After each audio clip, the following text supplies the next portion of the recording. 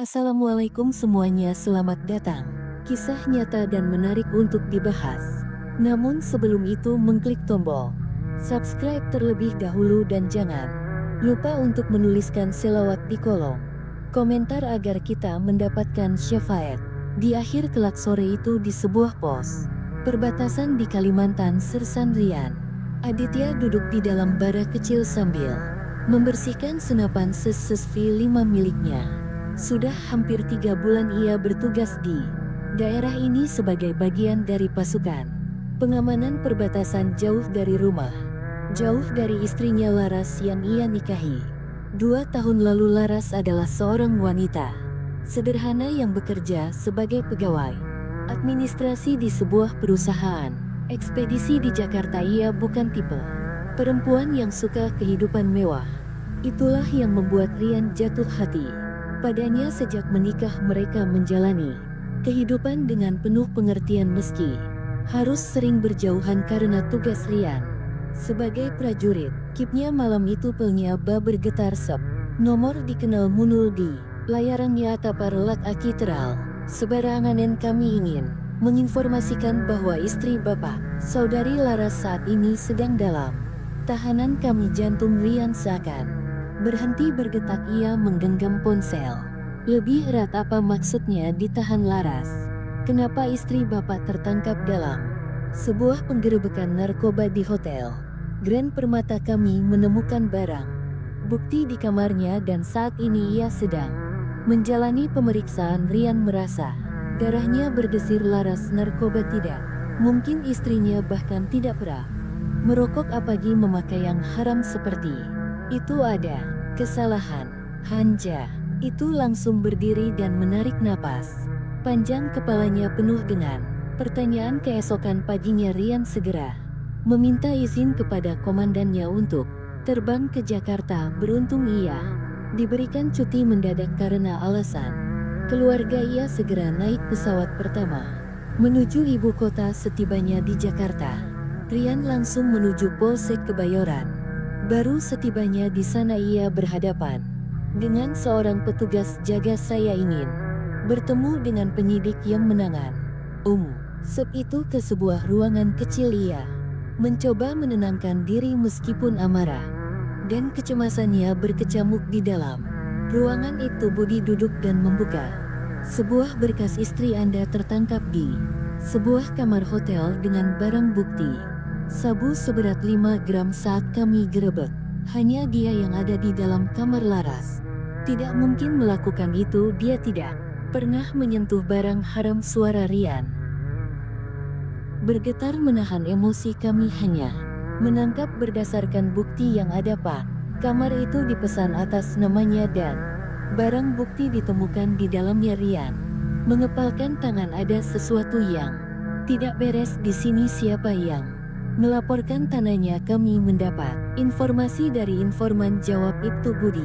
Santai. Rian semakin liga. Ia men polisi itu tajam. Bisa saya bertemu dengan istri saya tuh? Budi terdiam sejenak lalu mengang. Silakan tapi sebentar saja.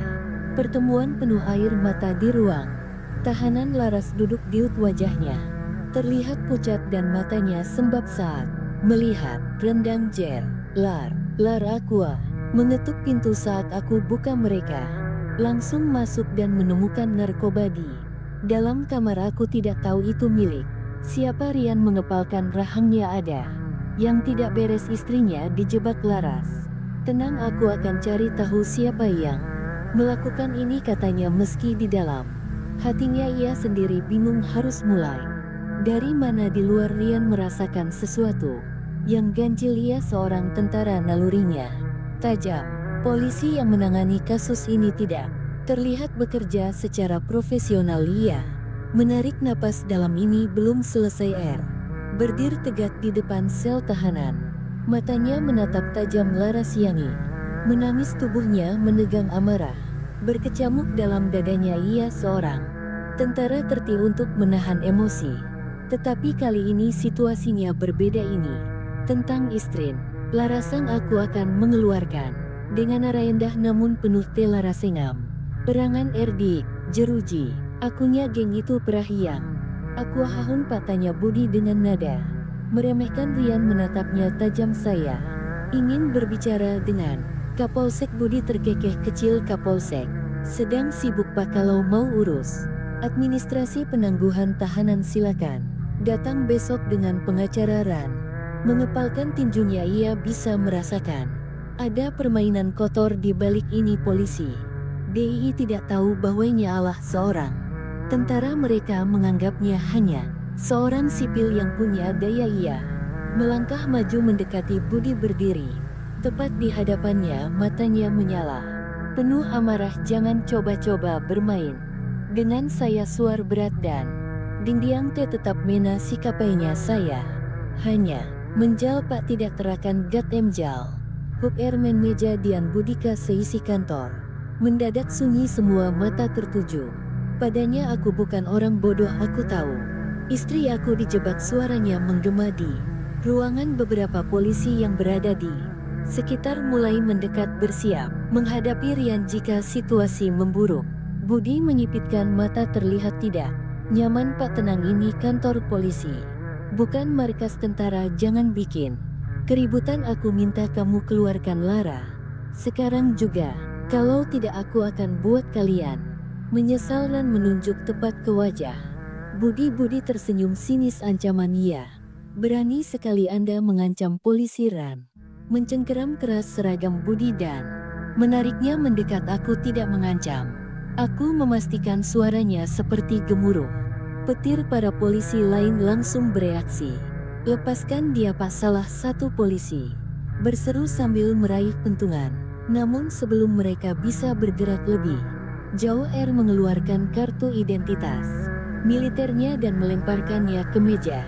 Semua yang ada ruangan itu teru itu tangan gemetar dan mahnya yang ngadin angko mendat rip tentaraeng ahitni yang dari ruangannya. Ada apa ini? Suaranya berat dan berwibawa. Budi segera berdiri tegap dan memberi hormat. Siapa Kapolsek ini? Hanya sedikit kesalahpahaman. Kapolsek menatap Rian dengan tajam. Anda siapa? Rian mengambil kembali kartu identitasnya dan menatap Kapolsek tanpa gentar. Sersan Rian Aditi, TNI Angkatan Darat. Kapolsek menghela napas. Ikut saya ke ruangan, katanya dengan suara lebih tenang. Ran mengikutinya masuk ke dalam ruangan. Kapolsek meninggalkan para polisi yang masih terdiam di luar. Kapolsek Komisaris Sudarmaji duduk di mejanya dengan wajah serius. Beri tegak di hadapan Yaih dengan ekspresi marah yang sulit ia sembunyi. Apa maksud Kapolsek menangkap istri saya tanpa bukti yang jelasnya? Eti tidak main ekspresi bersahru. Terlihatang saya RT N Han Andang dan di dia itu yang di sudut ruangan. Sekilas ada isyarat biar mereka sesuai yang tidak pas dari pengamatan. Andaor tentara saya N ini kepis N Andang Han akani tahu siapa yang menjebak istriku. Jika aku menemukan bukti bahwa kalian bermain kotor, aku pastikan kalian akan berhadapan dengan hukum. Militer Armaji Tetapang silakan, tapi sampai itu terjadi istri Anda tetap DIR menap mereka satu persatu lalu berbik dan melangkah keluar ruangan dengan geram saat pintu tertutup ke Kapolsek dan dengan khawatir Hakim ini berputar mencari cara untuk menyelamatkan Laras. Ia tahu berhadapan dengan polisi nakal seperti ini tidak bisa hanya dengan argumen mereka bermain kotor, dan satu-satunya cara menghadapi mereka adalah dengan tekanan yang lebih besar. Begitu tiba di halaman kantor Polsek, Rian langsung menghubungi seseorang yang bisa membantunya. Halo Danang, suara Rian terdengar dingin di seberang telepon. Sertu Danang, rekan satu angkatannya yang kini bertugas di Kodim Jakarta Selatan, menjawab dengan nada terkejut. Rian, bro, lu di Jakarta ada apa? Ada masalah besar, istri gue dijebak pakai narkoba dan sekarang ditahan di Polsek Kebayoran Baru. Polisi di sini main kotor. Gue butuh bantuan. Suara Rian terdengar tegas tanpa basa-basi. Danang terdiam sejenak lalu suaranya berubah serius. Berani mereka main kotor sama istri Prajurit tunggu gue panggil anak-anak. Ertah hitungan menitannya akan datang ia. Tidak lesek, ini, sah, ade, endendang. Akuak, sipil seberani ini kau gila ya ini. Kantor polisi bukan tempat preman. Bentaknya dan aku bukan preman aku. Tentara dan kalian semua sudah salah. Langkah suara R menggema di seluruh ruangan. Beberapa polisi mulai mendekat untuk mencoba menenangkan situasi, namun sebelum mereka bisa bergerak lebih jauh, BR suara motor dan mobil berhenti di depan kantor Polsek Beraptik. Kemudian pintu kantor polisi terbuka lebar. 5 orang prajurit TNI berseragam dinas lengkap masuk dengan langkah tegap di depan mereka.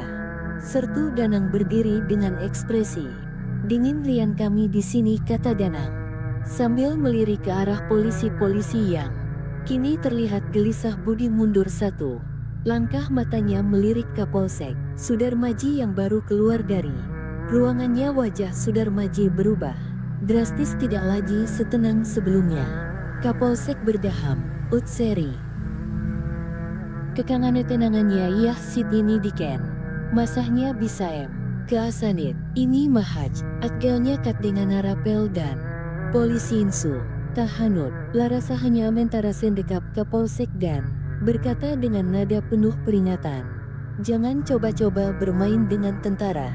Kami tidak tinggal diam." Kapolsek hanya bisa mengantahu bahwa ia telah kalah dalam permainan ini. Ran menggenggam tangan Laras dan berjalan keluar bersama teman-teman tentaranya. Ini belum berakhir, ia masih harus mencari siapa dalang sebenarnya di balik jebakan ini.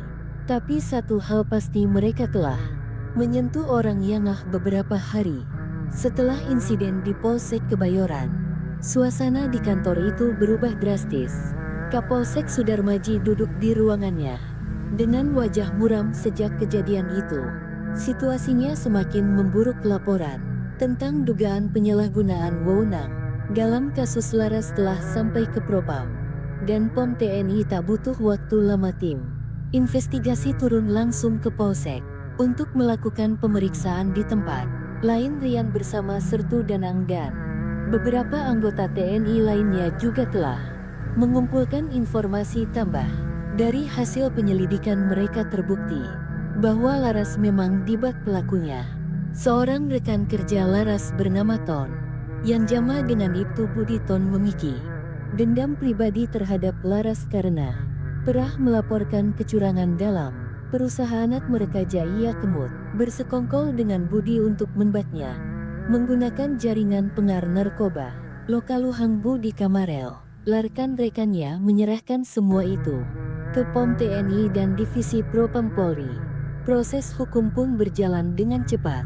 Hari itu kantor Polsek Kebayoran baru dipenuhi oleh beberapa petugas dari Propam yang datang langsung untuk melakukan sidah. Kapolsek Sudarmaji hanya bisa duduk diam di ruangannya saat seorang perwira tinggi masuk dengan wajah serius. "Komisaris Sudarmaji, berdasarkan hasil investigasi Anda terbukti melakukan pembiaran terhadap praktik kotor di institusi ini dan menyalahgunakan wewenang. Mulai hari ini Anda resmi diberhentikan dari jabatan Anda sebagai Kapolsek Kebayoran baru."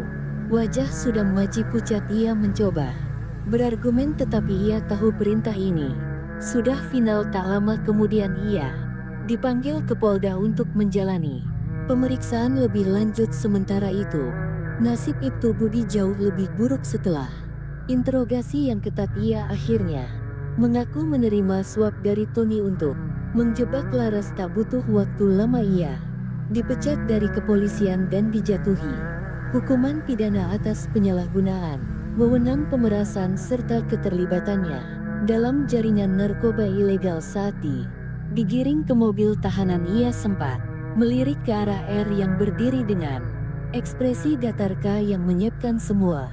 Iniamnya R hanya menatapnya dengan tajam. "Kau yang menghancurkan Hidenda." Yang keadilan. Beberapa hari kemudian, Laras resmi dibebaskan sepenuhnya dari segala tuduhan. Ia masih sedikit trauma dengan kejadian itu, tetapi Rian selalu ada di sampingnya saat mereka berjalan keluar dari kantor polisi setelah menerima surat keputusan bebas Laras. Menggenggam tangan Rian erat. Mas, kalau bukan karena kamu aku tidak tahu apa yang akan terjadi. Ran tersenyum kecil. Aku sudah berjanji untuk selalu melindungimu kan.